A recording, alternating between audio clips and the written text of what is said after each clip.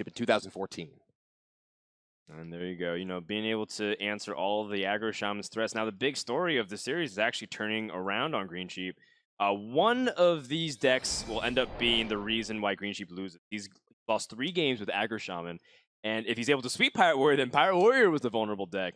And that seems to be the big thing hanging over GreenSheep's head right now. No matter what he's doing, this aggro shaman cannot get a win. And I actually have been playing exactly card for card the version of aggro shaman that GreenSheep brought to this tournament on ladder.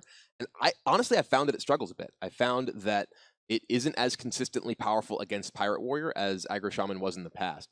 It does have those draws that are a little bit clunky in the middle of the game. And we've seen that come up and punish GreenSheep here. And we want to remind everybody who's tuning in a little bit late to the broadcast that we're about to begin the quarterfinals. After this match, we got some great things to look forward to. Here's the first one. Welcome to paradise, the Bahamas. There's more tales to tell. It's lovely Chuk. It's Stanodachi.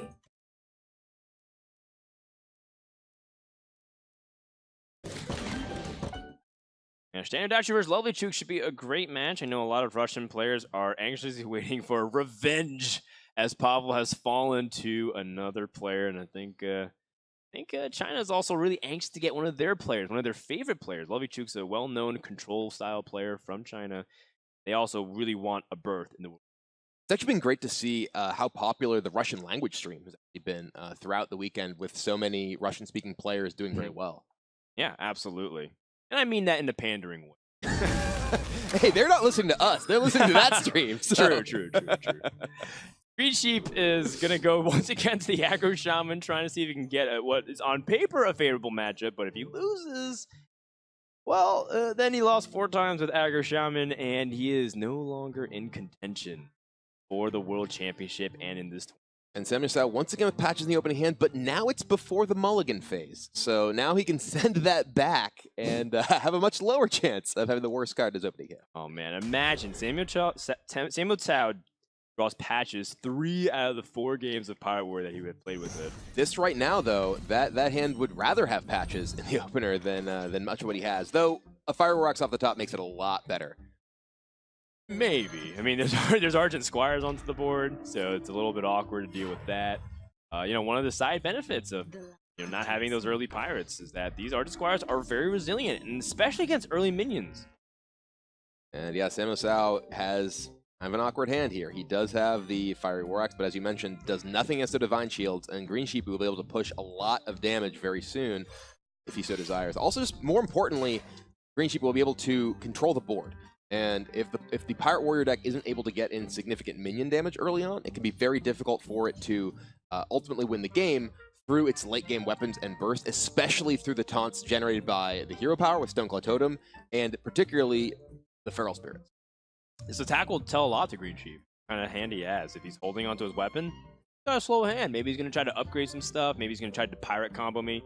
He attacks, fairly aggressive hand. Maybe have multiple layers of weapons that he needs to get through because telling him to attack a lot. Yeah, no attack. And there's also a hesitation of an attack, too. It was also like pause, think for a little bit, not attack. And then we're going to see the same thing from GreenSheep. Jade Claw's coming down, now what? Oh, no, he instantly, no attacks. Yeah, Aggro Shaman's much, it has a lot of burn, but they're definitely very centered around having the board control, especially when you have Flame Tongue Totem in the hand. Super important. SamuelTsao now can pull out the patches as a 2-2. But it's still not even that amazing right now, considering his opponent has Flame Tongue Totem as a follow-up. It is strong being able to eliminate one of his opponent's minions here, potentially attack into the Jade Golem, and have his patches survive. It's a pretty big deal. And yeah, it looks like that's exactly what he's going to choose to do. I believe he's going to hold his weapon as well. And no, he's going to go ahead and take away one of the Divine Shields. Wow. Interesting. It's playing around Flame Tongue Totems to a certain extent. Although he does lose the weapon charge, so he definitely might need that later on, considering the kind of minions that come out. GreenSheep, of course, has pretty much the only play is Flame Tongue Totem or his hero power, and he's got to figure out how he wants to utilize his trades here. I feel like we'll absolutely see Flame Tongue come down this turn. I think the debate is really, does he want to trade off his Divine Shield or his minion here? It seems to me like you want to trade off your Divine Shield. Maybe he just attacks the minion in and uses his Jade Claws to kill the captain, and then trades off and uses hero power to potentially protect the Flame Tongue Totem from the War Axe that's already in play. But it seems like getting that attack with War Axe, or rather the attack with Totem both to the face. Oh, he's actually going to go with the hero power here. So wants to preserve that Flame Tongue for later. Yeah, I think he sees value in that, and I think he's also really scared of his opponent's hand. His opponent missed turn 1, played Fire War Axe on turn 2, which is actually fairly common. If your opponent skips turn 1, Pirate Warrior does struggle with turn 2 plays outside of Bloodsail Raider.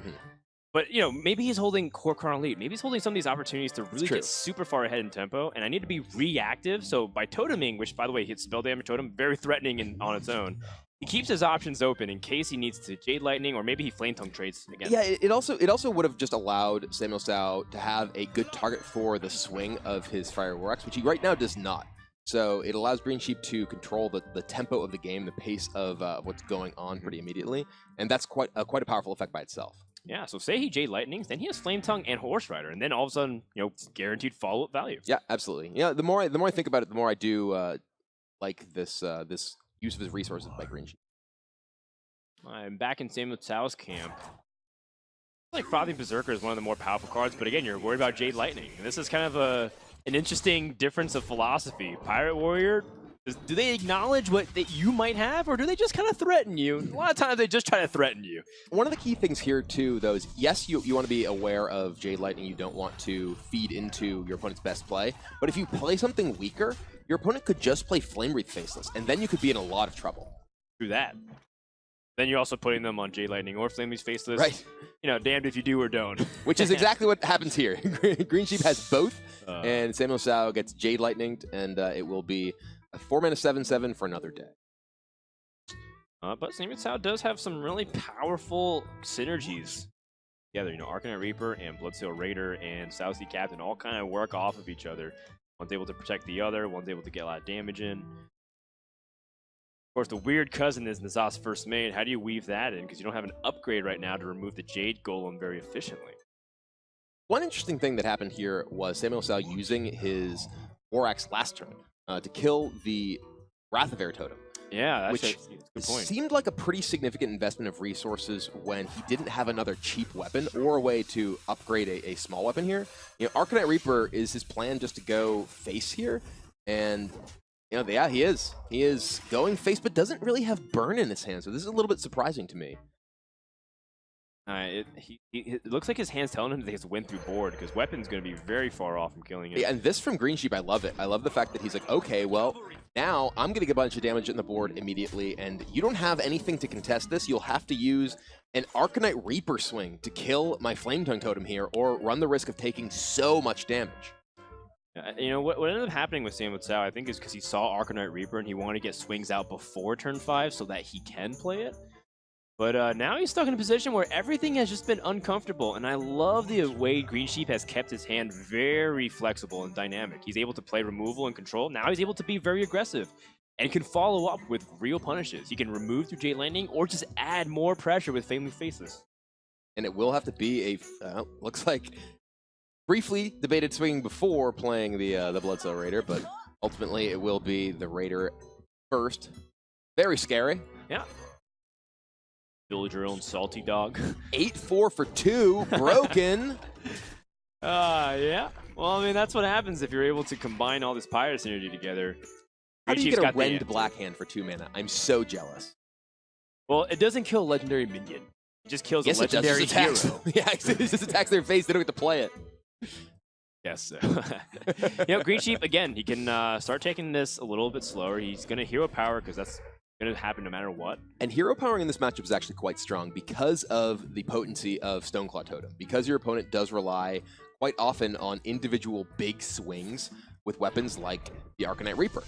It does mean that you get a ton of overall value from that totem. SamuelTsao is just drawing more weapon burn. I mean, that's 12 of the Fiery War Axe itself. That's 3 turns that you're letting your opponent just hit you. So you're accepting 15 damage, and then you need to draw specific burn to follow up. And that's assuming your opponent doesn't get taunt totems or even additional minions on the board to kill you. It's dangerous all-in attempt. Yeah, so that's assuming you can even get it out over 3 turns of attacking the face. But SamuelTsao kind of painted into a corner here. He doesn't have good options. Yeah, so the big problem too is, he doesn't have any minion board, so it looks like his best chance is to just start going face and hope that you get the Mortal Strike, hope that you get a Leroy Jenkins, and really squeezing that damage. Time to go is now. I'm sort of thinking back to that turn where SamuelTsao attacked with his War Axe, and then the next turn played the Reaper and went face. He had the opportunity to have the War Axe available and develop minions that turn that he played the Arcanite Reaper, and he decided to go face, and it seems like maybe that was premature. Playing board control tactics, really believing that he has good draws to outlast his opponent, but GreenSheep's got some pretty good punish for this. He's got some heavy hitters in his hand right here.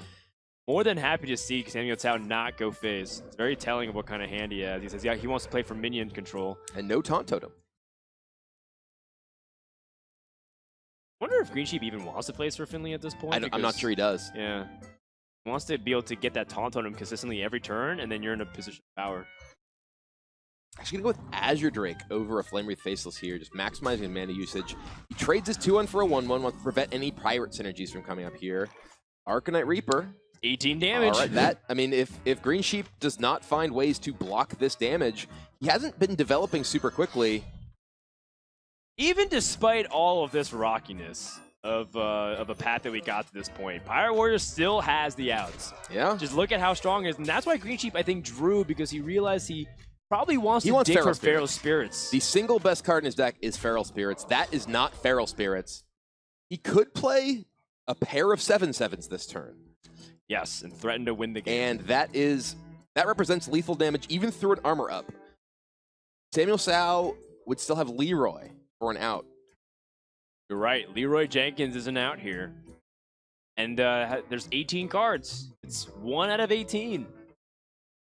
And GreenSheep here, he can go for 50-50 with his hero power and play an Aya. That does not represent lethal next turn. So there would still be another opportunity where he'd need to hit a 50-50 or draw Feral Spirits in order to be able to kill SamuelTsao the following turn. How big are the Jades? I believe they're 4/4 now? Right, so it'd be 9 power summoned by Aya. So he would still have outs. He'd have 14 damage on the board.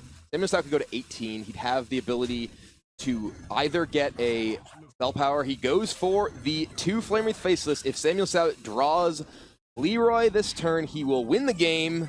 That's not Leroy. I was feeling it, Brian. I was like, oh my goodness, 1 out of 18. They're going to get it. It's like the Fireball with the Temple Mage. They always draw it. But it's going to come up short. Now, does this keep him alive? I don't think so. If he is to hero power here, he goes to 17. That will get him killed by the Maelstrom Portal and the 1/1 totem attacking into his Dread Corsair. So this does not save SamuelTsao. It may look like it is a little bit of breathing room, but GreenSheep definitely has the answer to punch through it. What if he kills the Azure Drake? If he attacks into a minion here, maybe. Maybe he buys himself a turn and can then... He has to fade a Taunt Totem. He has to fade Feral Spirits. He also has to just fade anything that straight up removes his Corsair here. Yeah, but I think that's the only way to survive, killing the Azure Drake. It's true that unless you kill the Azure Drake, you die to almost every card in your opponent's deck. Such a hard decision to make, too, and he's aiming for it. He's just kind of trying to see Dread Corsair to buy him time. That's a very impressive trade here from SamuelTsao. Most people would just say, like, the problem here is both totems beat him. Because Spell Power Totem allows Maelstrom Portal to punch through, and Taunt Totem stops his offense. But it will just be Lava Burst off the top, and Flame Wreath Faceless does, as Flame Wreath Faceless does, smash in the face, and we got a tied series going to Game 7. One of these decks is going to have to fall here, and Pirate Warrior being potentially swept. Yeah, which is the 0-4 deck? Is it Pirate Warrior or was it Aggro Shaman? What year is it? Well, Aggro Shaman escaped barely. You know, it was. It's true. Took 4 games. It was 0-2. It was 03. Yeah, no. So it will be the first showing of the Jade